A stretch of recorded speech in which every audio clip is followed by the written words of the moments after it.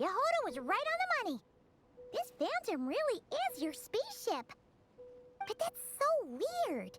Why would it show up here? Is it some kind of projection? Or a ghost?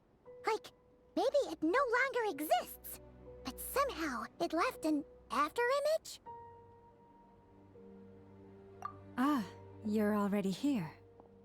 Miss Lauma, what a surprise. I thought you were busy with festival preparations. I was, until one of our people informed me that a strange sight had appeared at Starsand Shoal. No one's ever seen something quite like this before.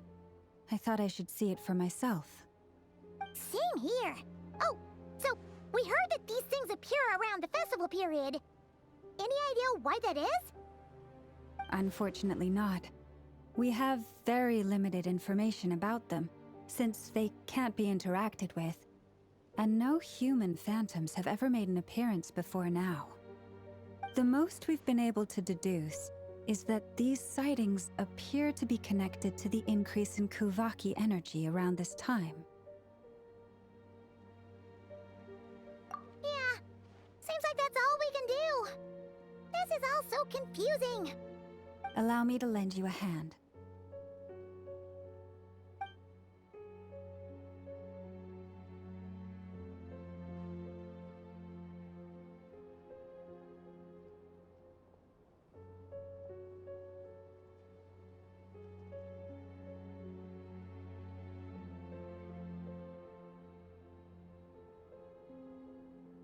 Everyone, our friend here should be able to provide us with some information. Is that a phantom Rhyhorn deer? I've heard about how the Frost Moon Scions live in harmony with the animals and can even communicate with them. That's coming in handy now, for sure. Okay. Yes, I understand. Then how about this?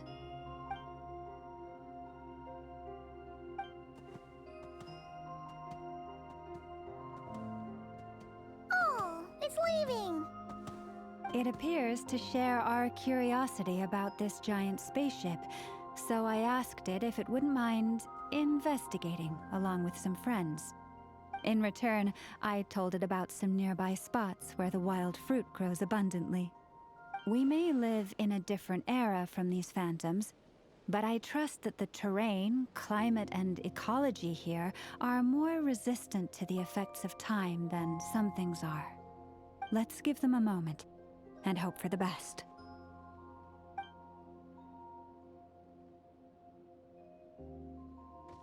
All back together?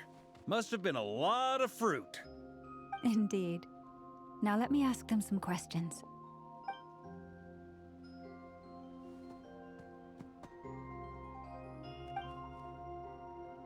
It did find a lot of wild fruit, enough for them to feast for a long while.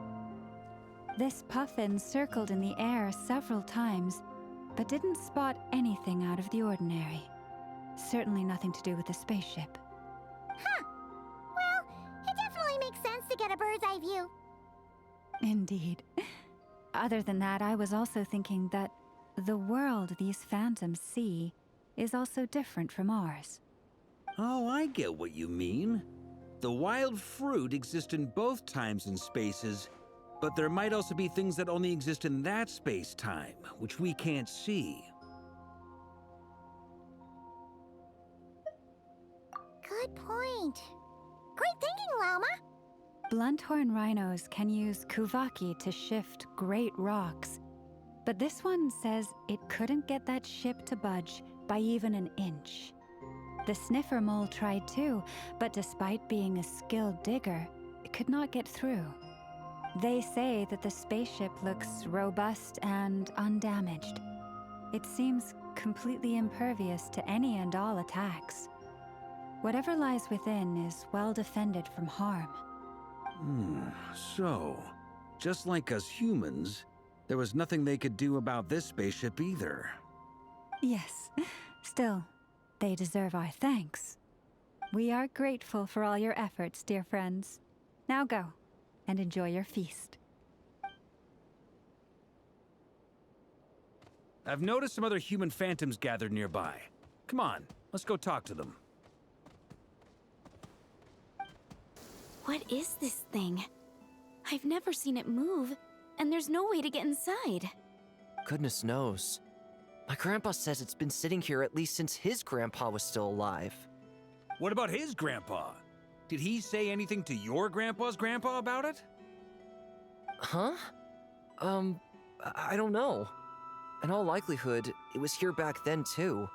Hard to imagine something this huge could move. Guess that means that as far as they're concerned, this ship's been around a long time. Come on, brothers.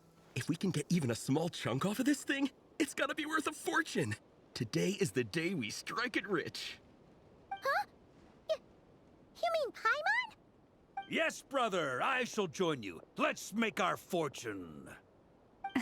We should go with them. What the? This thing is crazy tough. I can't even scratch it. What's it made of? Sorry, brother. Looks like we'll have to seek our fortunes elsewhere. Enjoying yourself? I was just seeing if I could influence this phantom's perception by playing. But nope, no dice. I'm sure we're all starting to build up an idea of what's going on here now that we've spoken to some of the people. These phantoms are reenacting real historical events in Nodcry. It's almost like we're in some kind of interactive stage play. We can talk to the actors, but the plot is fixed, and we can't influence it. It makes sense. History is set in stone. The objective facts of the past cannot be changed.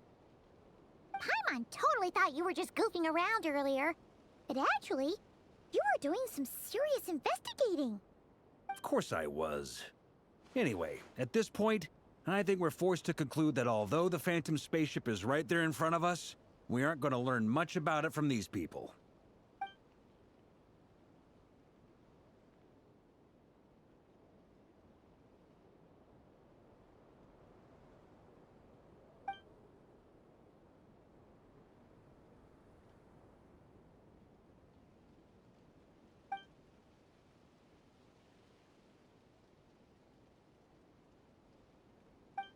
Don't be discouraged.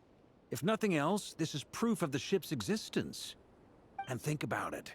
So many people tried to hack their way inside, but no one could get the door open. It's made of very tough material.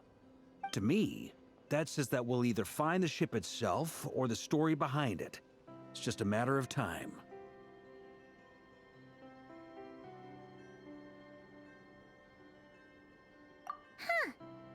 Every now and then, when Varka gets serious, he actually does seem like Grandmaster material for once. I wonder how the others are doing. Let's head back for now. Sounds good. Also, drinks are on me if Team Knights of Favonius is the first to finish. Wait, we have a team name now? Am I in Team Knights of Favonius as well? You're very welcome to join. We've even got a cathedral ready for you. Isn't that technically blasphemy? You wouldn't dare make a joke like that if Barbados was in earshot. Nah, I'm sure Barbados doesn't mind a little harmless blasphemy once in a while.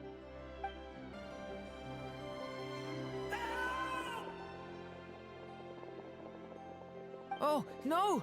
Get away! Oh.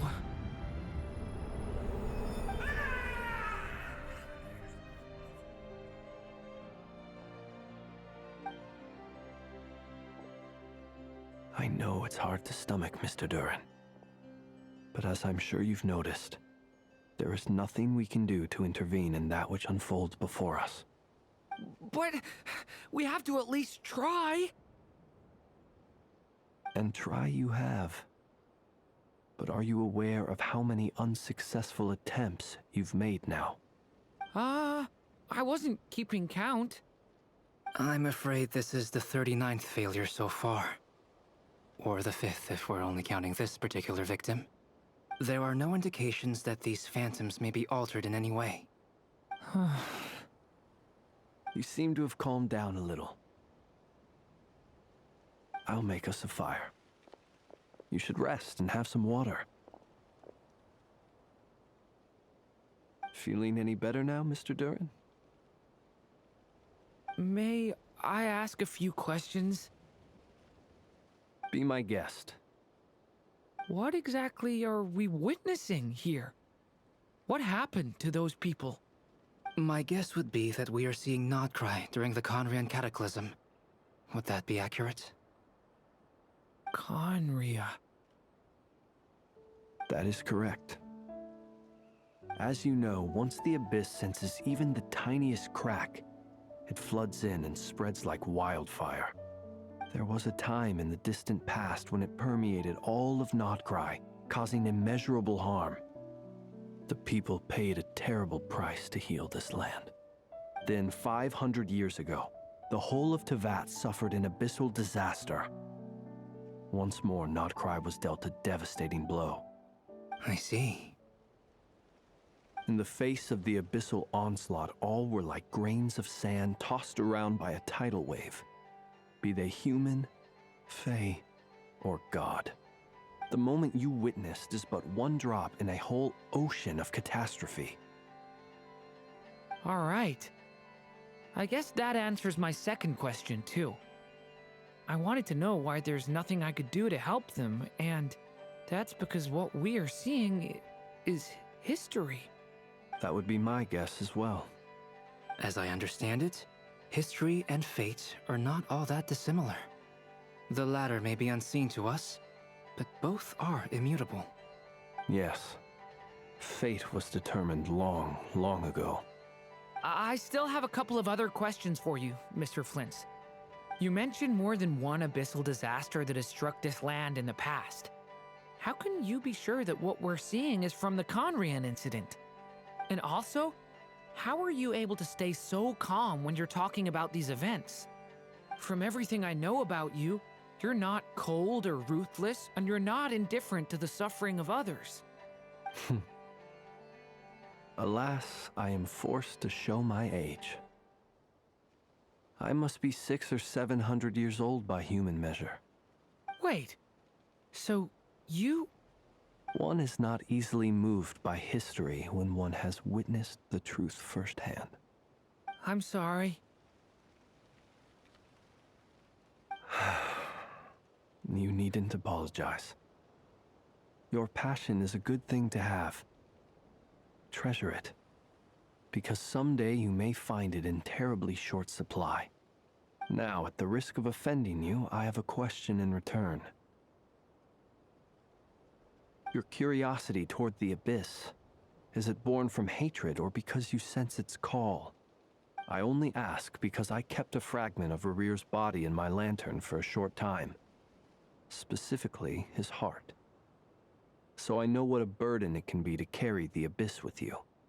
And I hear its power growling from somewhere within you. In my eyes, your mere existence is a miracle. My honest answer is... I don't know. I don't think I have the confidence to say for certain. What I will say is the Abyss is not the only issue that haunts me. Even before I became who I am today, the question dogged me constantly. Should I even exist at all? My doubts remain unresolved. But when we fought Rarir, something became a little clearer to me. Sometimes it is the darkness within us that allows us to achieve the impossible. I certainly got the sense from your 39 attempts that you were trying to achieve the impossible. It sounds like you've resolved to see the truth for yourself. Absolutely. In that sense, he and I are quite similar. Then I wish you every success. I look forward to the day of your transcension. Well, if everyone's caught their breath, I suppose we should head back. Oh, and one last thing. I'd appreciate if you kept our discussion about history a secret. Incredibly, our separate investigations led us all to the same conclusion. Hooray for consensus! Yeah, but we barely learned anything, though. I totally thought this would be the mother lode. Talking with the ancients? I mean, come on! But nope, all we got was useless snippets of conversation. And all this stuff about moons and hyperopia. What a load of baloney. Seems like people back then had a few screws loose. I understand your frustration. We found the same issue. Each phantom only showed a very brief moment in time. There isn't much value to be found in these miscellaneous fragments of a civilization's history, no matter how glorious it may have been. If there's a silver lining, it's that these phantoms are harmless to the present reality. They shouldn't get in the way of the festivities. Paimon agrees. And not just because it's the first thing she understood in this whole conversation. You look disappointed, Nefer. Is something the matter? What do you think? We all worked our tails off, but the only one to gain anything from it was you, Lady Moonjanter. Well, please do share the Hyperborean records with me. I will gladly inscribe them in our people's documents. Oh, duh! Yeah! That was it! Hyperborea! Hyperborea. I'm serious. Only an expert in the Frostmoon Scions and their history can turn these records into valuable research material. The alternative is to let them gather dust on the Curatorium's storage shelves until the pages turn yellow. Nefer, you're wise enough to know that cooperating and sharing the profits is the best course of action here. Well, that goes without saying. Sure, let's do that. Huh? But didn't you say we aren't supposed to give out intel for free? Sorry. Shutting up. Shutting up. Now is not a good time to push Nefer's buttons. Anyway, back to Moon Prayer Night. I'm thinking that we should prepare something a little special, aside from the usual decorations and so on. You mean a parting gift? Can't go wrong with food. Although, does food go bad on the moon? Perhaps a lantern would be a better choice. It might be dark up there. It could prove difficult to light a lantern on the moon. Magical stones might serve that purpose better. What about a clockwork mecha model from Fontaine? I've got a whole bunch at home. I use them for fighting practice in my free time. None of these sound like things she would be even remotely interested in. But we don't interact with her enough to know what she likes. Yeah. It would really save us the guesswork if someone could find out what she's into. Wait, what the? Traveler? They're all looking at you.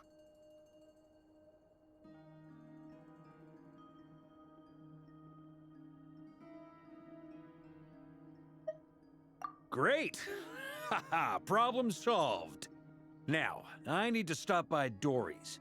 Gonna need her help sourcing a bunch of stuff for the festival. Then let's leave it there for now. We all have our own business to attend to. Traveler, if you find out what Kutar likes, let us know right away.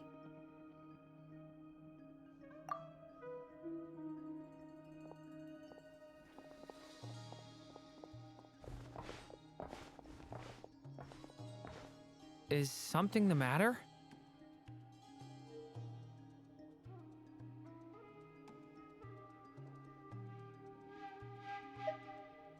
I'm fine. It's just... I'm still feeling a little rattled after witnessing the horrors of the Abyss. But it's okay. This is something I have to work through. I'll be all right. Thanks for your concern. Well, don't put too much pressure on yourself. If you ever feel like something's wrong, physically or mentally, we're here to talk.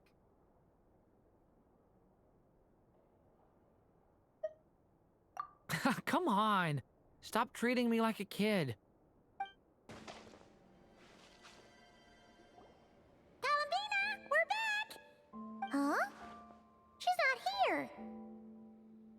Weren't there a few Kuhenki here last time, too? Where did they all go? Walkies? For Kuhenki? You're not pets, you know. Oh, well. Looks like we just came at a bad time. Let's try again tomorrow. There's still a few days until Moon Prayer Night, so we're in no rush. Besides, she needs time to rest anyway.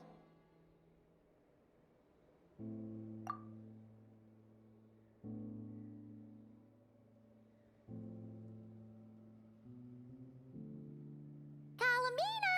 Are you back yet? Oh, how strange. Looks like she still isn't here. Right? It's not like her to spend so much time outside, especially since she's worried about attracting unwanted attention. What about Luonatar? Luonatar, you there? Hey! Do you know where Columbina went? Sorry, didn't understand. But if you know where she is, could you take us to her? Yeah, that's even stranger. What about them? Oh, that's not good news. They change color when Columbina gets weaker, right? And they look super pale right now. Good idea. She might know what's happening.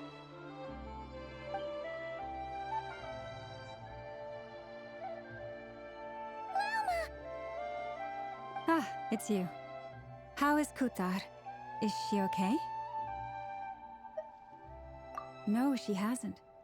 I came here to check on her after I noticed the flowers had changed color. Based on past precedent, she must be very weak right now. Even getting up to walk would be a struggle. It seems unlikely that she wandered off outside. Not to mention that she doesn't do that at the best of times either.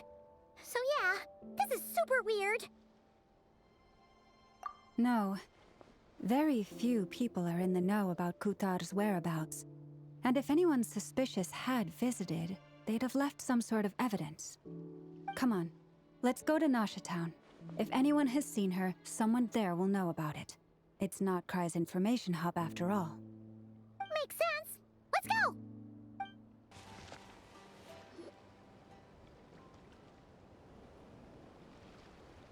Wait a moment. Is it just Paimon, or is this stall kind of suspicious? It's never been here before, right? No, I don't recognize it. Alas, your free and easy adventure time is over. Now, prepare to face the final boss of Nod Cry. Whoa! Where'd that voice come from? Not sure, but it's definitely hostile. No, no, no, not that way. The final boss is right here. The sniffer mole? That's the final boss? Surely not. Also... Okay, the jig is up. I'll stop teasing you. Turn around. I'm right behind you. It seems I've managed to leave quite an indelible impression, even though you've never seen my face. Oh, nothing could make a great mage more pleased with herself.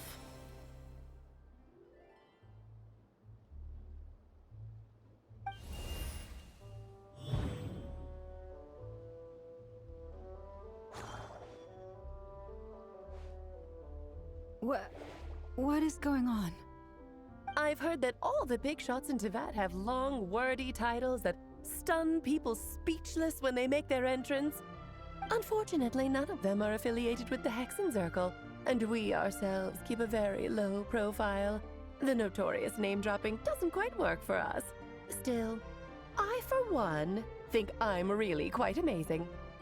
So that didn't stop me from coming up with a title anyway. Alice! It's really you this time? Not a lantern or a Dodoko, but Alice in the flesh? Oh, that's right. So, what do you think? How does it feel to finally meet me? You look like... Oh, that's the first thing you thought. A little surprising, but that actually makes me very happy.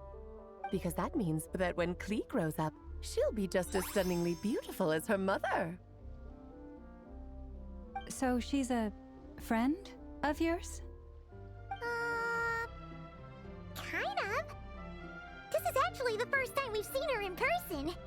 I see. Madam Mage, that was, quite a powerful entrance. I certainly won't be forgetting it anytime soon. It's okay, Lauma, don't force it. Paimon will do the honors. This is Alice from the Hexen Circle. She's a friend of ours. And of Arcus, too.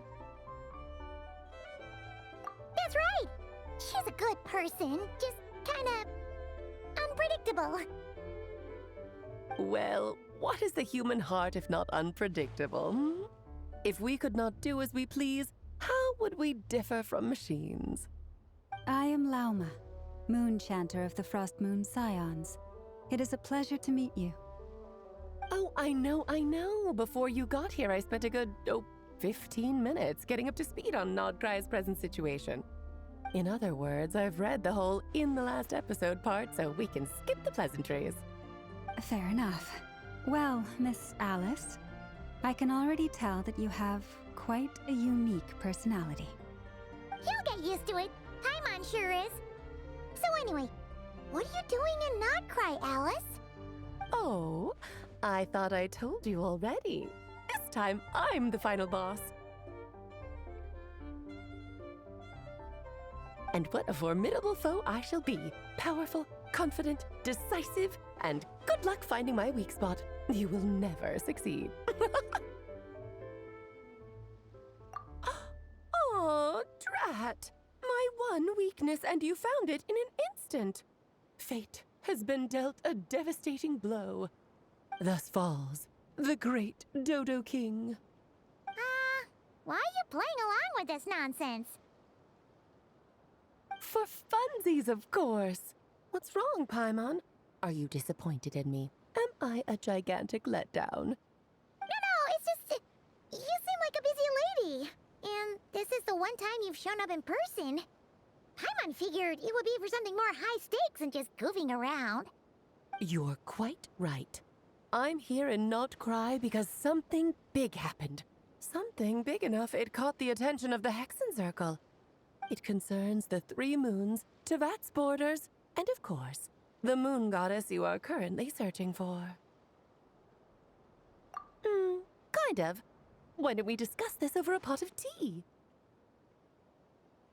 My main reason for coming on this trip to Tevat was, of course, to have some fun. But I do technically have a job to do as well, namely, maintaining the stability of Tevat's borders. I'll skip over the complicated parts, but to sum it up, abyssal energies are all that lie beyond Tevat's border. We'd find ourselves in a real pickle if they ever made it through. And the phantoms you've been seeing are a sign that the border has been disturbed. No wonder they tend to show up around Moon Prayer Night. Is it because the real moon is now so close to us that its power can cross the border? In part, but only a negligible amount passes through. Just enough to influence the verdant crests and so on. And as you've noticed, there has been an unprecedented number of phantoms appearing this year. The influence of the moon beyond the border cannot explain this. No, there is another far greater factor at play. The trilunar syzygy. A trilunar syzygy. Eons ago, before the heavenly principles came to Tevat, it was the then 3 moon goddesses who controlled the laws of this world. Oh, that's exactly it! The 3 goddesses split these powers amongst themselves, promising never to consolidate them into one singular body. This was meant to keep the world stable. But, fast-forwarding to the present, the eternal moon's marrow is with you, while the iridescent moon's marrow, which should never have appeared in this world, has been retrieved. Add that to the presence of a moon goddess in the flesh and... the The power of all three moons is gathered here in Notcry. There hasn't been an event like this since the War of Funerary Flame. And it's having a noticeable effect on Tevat's borders. Because I wish to give my darling daughter a peaceful, sunny environment to grow up in. Is that a good enough reason? Kinda sounds like you're dodging the question, but it does make sense. Well, that's one reason anyway, and the most important one. The others are a little complicated to explain. For instance, cleaning up after dearest Miss R. Albedo can tell you more about that if you're curious. But right now, I have a more important question to ask you. Why are you collecting the moon marrows? I see. Nicole told me about that legend once. Nicole? You mean Mage Anne? Oh, so you remember. Yes, of course. That was a story about fate, her area of expertise. But back to the story of our dear moon goddess. I'm afraid her intended method of returning to the moon is unlikely to work anymore. What does that mean? She may be missing, but she hasn't gone anywhere. She has disappeared.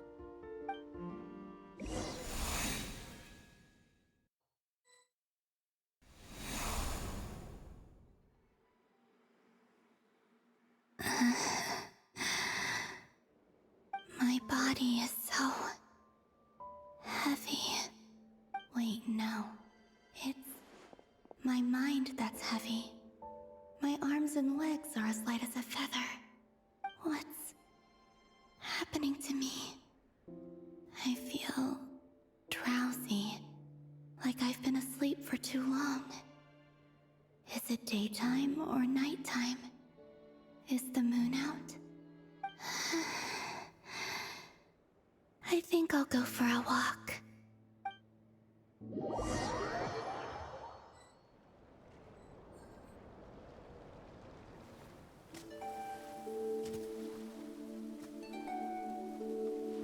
Are you out for a walk too? Huh?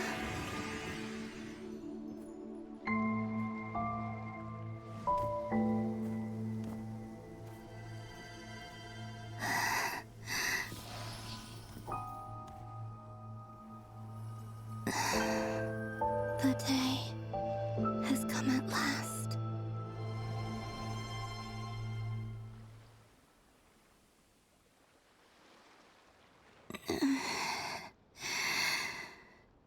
Have I grown so weak that I can't even sustain my physical form?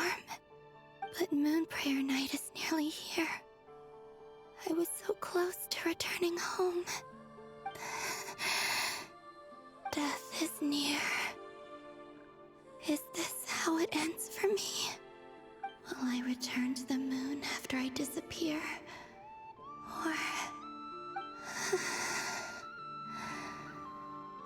I don't want it to end like this. So far, at least, I still exist. Even if not physically, I can still feel. But as my power wanes, I'm sure that too will fade. I suppose I might take one final look at this world. The world where I was born.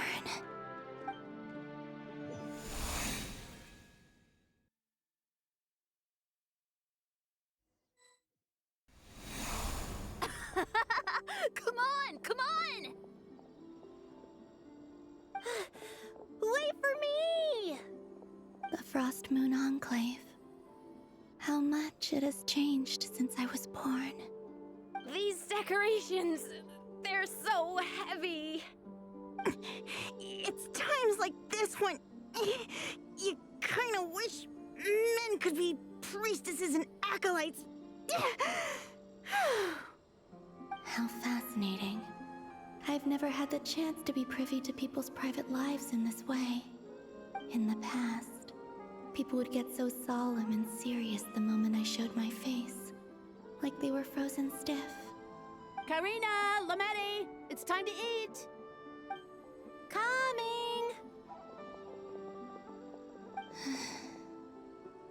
I want to watch them a little longer.